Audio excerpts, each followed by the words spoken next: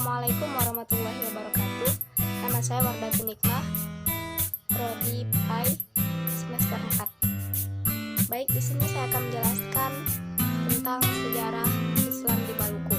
Yang pertama, sejarah agama Islam di Maluku. Sebelum kedatangan bangsa Portugis pada tahun 1512 dan Belanda pada tahun 1602, pedagang dari Cina, India, dan Arab telah berdagang di Maluku. Orang-orang Maluku, terutama di pusat-pusat perdagangan seperti Banda, Situ, dan Ternate, telah menggunakan huruf Arab atau Arab Melayu. Dalam beberapa naskah tua seperti Hikayat Tanah Hitung, Kronik Bacan, Hikayat Ternate, dan Hikayat Tanah Lontor atau Banda yang telah hilang pada zaman sekarang ini. Nah, semua mengindikasikan bahwa orang Maluku sebelum mengenal dan menggunakan huruf Arab, mereka telah mengenal dan menggunakan huruf Arab dalam berbagai surat menyurat. Kendati terdapat berbagai versi mengenai cerita masuknya agama Islam di Maluku dan Maluku Utara, ada dua hal yang disimpulkan dalam hal ini. Yang pertama, pengaruh Islam telah hadir di Kepulauan Maluku sejak kurun waktu pertama tahun Hijriah.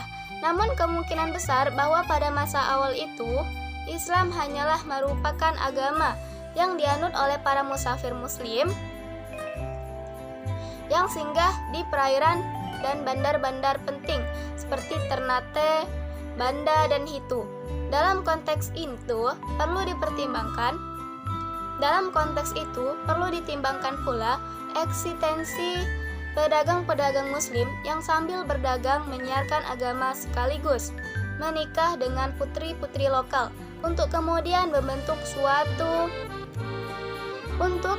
suatu kesatuan masyarakat muslim di tempat-tempat yang dikunjungi, terutama di Ternate sebagai pusat perdagangan cengkeh dan Banda sebagai pusat perdagangan pala dan sebagainya. Sebab tidak dapat dipungkiri bahwa kedua komoditi inilah yang menarik para pedagang asing menjelajah Nusantara ini. Berarti masuknya Islam di Maluku itu tidak hanya melalui Aceh dan Jawa, tapi justru Maluku menjadi pintu masuk Islam melalui jalur utara. Yang kedua, masuknya Islam di Maluku dan Maluku Utara berlangsung dalam waktu yang hampir bersamaan. Namun, proses pelembagaan Islam dan kehidupan pemerintahan baru terwujud puluhan tahun dan mungkin ratusan tahun berikutnya. Perubahan bentuk Kolano menjadi kesultanan dan pembentukan pemerintahan konfederasi di Hitu dan Banda yang bercorak Islam dapat terwujud bila mana Islam telah melembaga di dalam kehidupan masyarakat. Proses pelembagaan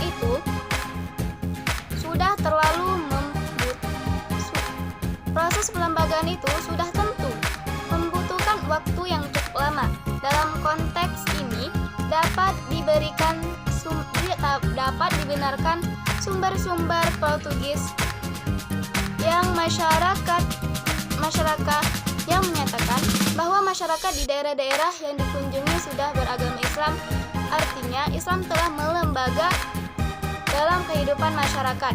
Selanjutnya, pembaharuan agama Islam yang dipelopori oleh Gerakan Muhammadiyah di Yogyakarta sejak tahun 1912 telah berpengaruh pula terhadap penganut agama Islam di Maluku dan Maluku Utara.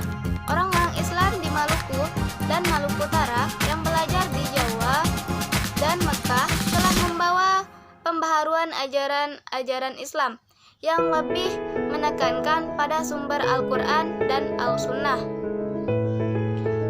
Nah,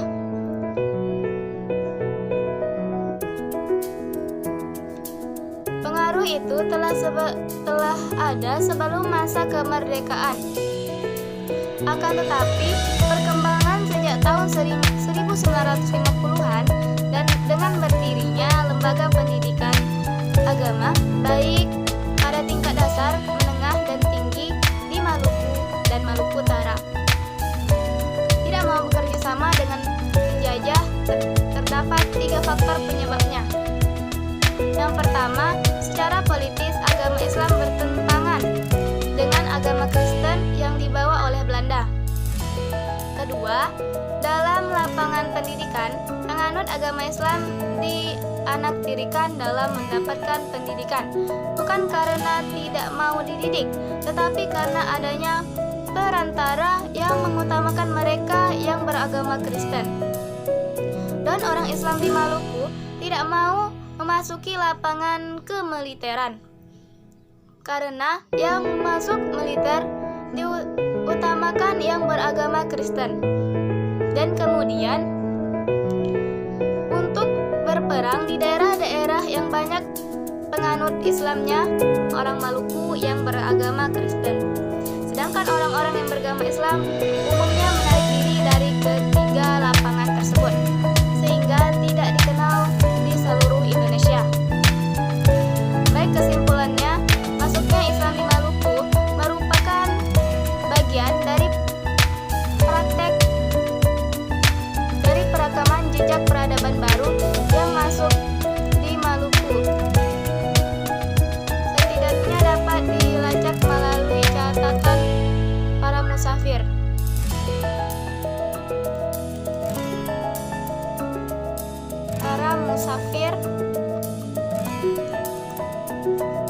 Namun itulah yang dapat saya sampaikan. Kurang lebihnya mohon maaf.